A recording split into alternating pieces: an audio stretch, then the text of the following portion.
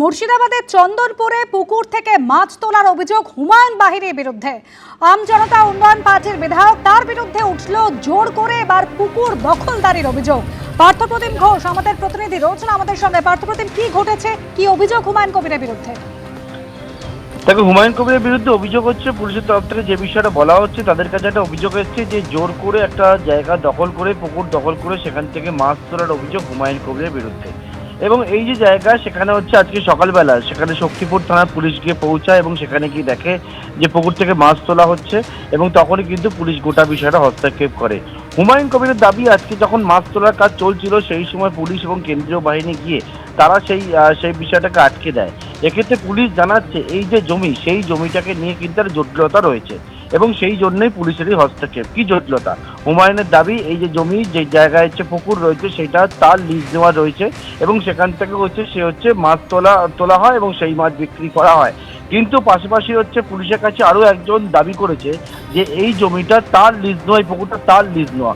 অর্থাৎ পুকুর একটা হলেও যেখানে মাছ রয়েছে সেখানে বড় একটা জায়গা, সেই জায়গাটা লিজ নিয়ে দুপক্ষই দাবি করেছে তাদের এইটা।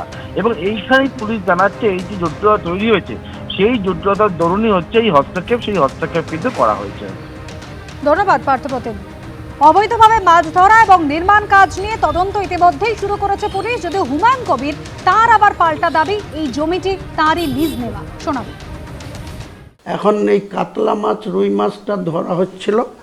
আজকে সকালবেলায় ওসি অতনু দাস তার বিশাল পুলিশ বাহিনী নিয়ে গিয়ে সেই মাছ যারা ধরে, আমাদের যে ইয়েগুলো আছে মাছের ধরার ডেকগুলা, সেই ডেক থেকে মাছ সব নিজে লোক লাগিয়ে কেড়ে নিয়েছে এবং সেই মাছ ওখানে পাবলিকের কাছে বিলি করে দিয়েছে।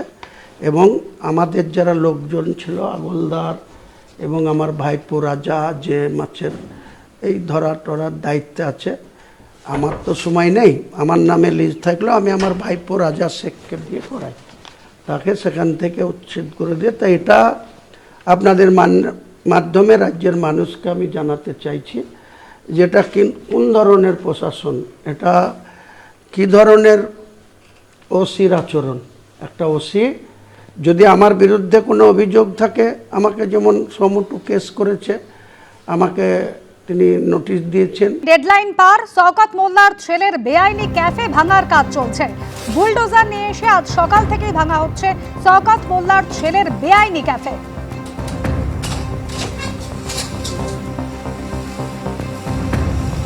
সম্পূর্ণভাবে ভেঙে দেওয়া হয়েছে।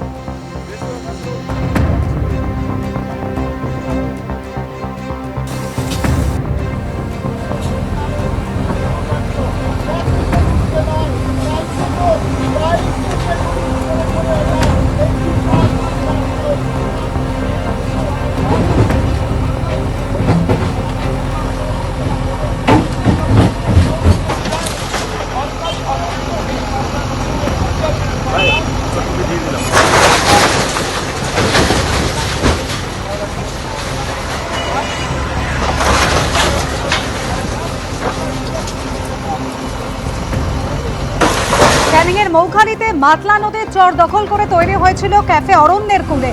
আর ঘটনাস্থলে আজ এই ক্যাফে ভাঙতে হাজির এসডিপিও ক্যানিংয়ের নেতৃত্বে বিশাল পুলিশ বাহিনী।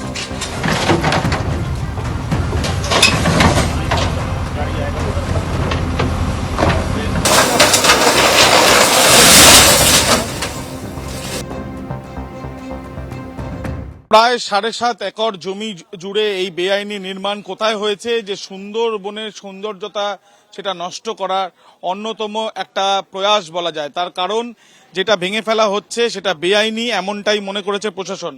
এবং যে জায়গায় এই রেস্তোরাঁ বা এই ক্যাফে তৈরি হয়েছিল, সেই জায়গা মাতলা নদীর চর সম্পূর্ণ এখন ভেঙে ফেলার কাজ চলছে। কিন্তু তার থেকেও বেশি বিষয় হচ্ছে যে শওকত মোল্লা বিধায়ক থাকাকালীন তার ছেলে বানিয়েছিল এই ক্যাফে, যে জায়গায় আমরা রয়েছি এটা একটা কংক্রিট, এবং এখানে দেখা যাচ্ছে একের পর এক বিশ্ব বাংলার লোগো।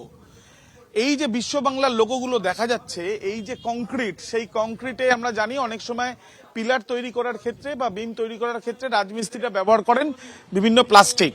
সেই ক্ষেত্রে এই যে যেগুলো ব্যবহার করা হচ্ছে সেখানে দেখা যাচ্ছে এখানে লেখাও রয়েছে যে দুর্গত মানুষের পাশে বিপর্যয় ব্যবস্থাপন দপ্তর, অর্থাৎ এই যে এখানে এই যে লেখা রয়েছে এবং তার সাথে বিশ্ব বাংলার লোগো, সন্দেহ ঘনীভূত হচ্ছে যে এখানে কি কোনোভাবে ওই ত্রিপল যেটা সাধারণ দুর্গত মানুষের জন্য ব্যবহার করা হয় সেগুলো ব্যবহার করা হচ্ছিল। অর্থাৎ বিধায়কের ছেলে যে কংক্রিট তৈরি করছে বা ইমারত তৈরি করছে সেই ক্ষেত্রেও কিন্তু সাধারণ মানুষের জন্য বরাদ্দ এই যে ত্রিপলগুলো সেগুলো ব্যবহার করা হচ্ছে। শুধুমাত্র জায়গায় জায়গায় এই ধরনের লোগো রয়েছে, বিশ্ব বাংলার লোগো রয়েছে, এই কংক্রিট যেটা ভেঙে ফেলার সিদ্ধান্ত নেওয়া হয়েছে তাই নয়, এখানে দেখা যাচ্ছে এই যে প্লাস্টিক, সেখানেও বিশ্ব বাংলার লোগো দেওয়া এই যে প্লাস্টিক সেগুলো এখানে রয়েছে।